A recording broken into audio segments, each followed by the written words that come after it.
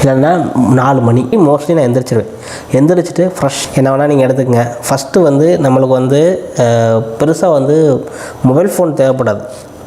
எனக்கு மொபைல் ஃபோனில் அதிகமாக வந்து செலவு பண்ணுறேன் அப்படின்னா அந்த மொபைல் ஃபோன் எது அதிகமாக நான் என்னோட இதை தேவையில்லாமல் வந்து செலவழிக்குது, நேரத்தை வீணடிக்குது அப்படின்னு சொன்னால் அதை முதல்ல நம்ம வந்து நான் மொபைல் ஃபோன் யூஸ் பண்ணல. கிட்டத்தட்ட ஒரு 4 ஆண்டுகளாக மொபைல் ஃபோன் யூஸ் பண்ணல, நான் வச்சுருக்கல.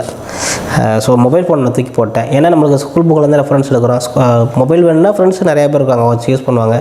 அவங்கள்ட்ட வந்து நான் வாங்கி படிச்சுக்கிடுவேன். மொபைல் ஃபோன் யூஸ் பண்ணுவாங்க. ஸோ அவங்கள்ட்ட வந்து நான் வாங்கி ரெஃபர் பண்ணிக்கிடுவேன். மொபைல் ஃபோன் வச்சுருக்க மாட்டேன். ஒன்று. ரெண்டாவது வந்து நான் மொபைல் ஃபோன் இல்லாதனால எனக்கு ஒரு நைட்டு இரவு நேரம் தூங்குறது வந்து ரொம்ப முக்கியம். வேகமாக தூங்கிடுவேன். 10 மணிக்கு படுத்துடுவேன். எவ்வளோ பெரிய பூகம்பம் வந்தாலும் சரி. நான் படிக்கிறது டிஎன்பிசி ஆஸ்பிரண்ட். நான் டிஎன்பிசி படிக்க போகிறேன். டிஎன்பிசிக்கு நான் 12 மணி வரையும் படிக்கிறேன் அப்படின்னு சொல்லிட்டு சில பேர் படிப்பாங்க. அது ஸ்டடி மெத்தடே முதல்ல தவறு. 12 மணிக்கு நீங்கள் உட்காந்து போட்டு உங்கள் பொட்டன்ஷியல் ஃபுல்லாக இறக்குனீங்கன்னா மார்னிங் நீங்கள் எந்திரிக்கையில் வந்து ரொம்ப டல்லாக உங்கள் ஃபேஸ் ஒரு பிரைட்டாகவே இல்லாமல் இருக்காது. அதனால் என்ன சொன்னால் 10 மணிக்கு தூங்கிடுவேன்.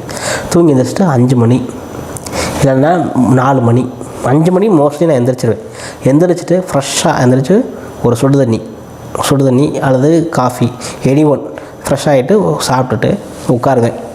ஆனால் நான் 5 மணிக்கு குளிச்சிடுவேன். நான் எப்போயுமே என்னோடய பழக்கம் 5 மணிக்கு எந்திரிச்சோன்னா குளிக்கிறது ஒரு பழக்கமே வச்சுருந்தேன். படிக்கையில் எந்திரிச்சோன்னா ப்ரெஷ் பண்ணுறேன்னா இல்லையோ குளிச்சிடுவேன். ஏன்னா அப்போ தான் எனக்கு ஒரு புத்துணர்ச்சி வரும். குளிச்சோன்னா ஒரு ப்ரெஷ்காக அப்படி என்னமோ அதை ஃபீல் பண்ணுவேன். உடனே எந்திரிச்சோன்னா குளிச்சு ப்ரெஷ் பண்ணி உட்காந்து ஒரு டீயை சாப்பிட்டு உட்காந்துருவேன். 5:30 எல்லாமே ரெடி ஆகிடுவேன். உட்காந்து எந்திரிச்சிட்டு அந்த டைம் வந்து ரொம்ப அமைதியான டைம், ஃப்ரெஷ்ஷாக மைண்ட் இருக்கும். அந்த இடத்துல வந்து எதை பண்ணாலும் வந்து படிக்க முடியுமோ படிச்சிருவேன். 10 மணி வரையும் படிச்சிருவேன். 10 மணி வரையும் படித்து முடிச்சுட்டு அப்புறம் லஞ்சு அதெல்லாம் முடிச்சிடுவேன். திரும்பி என்ன செய்வேன்னா 10 மணிக்கு போய் முடிச்சுட்டு 10:30 உள்ள சாப்பிட்டு முடிச்சுட்டு படுத்துடுவேன். தூங்கி எந்திரிச்சிட்டு ஒரு 1 ஹவர். ஏன்னா நான் 5 மணிக்கு ரெகுலராக இருந்துட்டு மறுநாள் வந்து தூக்கத்தை ஏற்படுத்தும். ஸோ அப்போ 1 ஹவர் தூங்கிடுவேன். எக்காரணத்துக்கு ஒன்றும் 12 மணிக்கு மேலே தூங்க மாட்டேன்.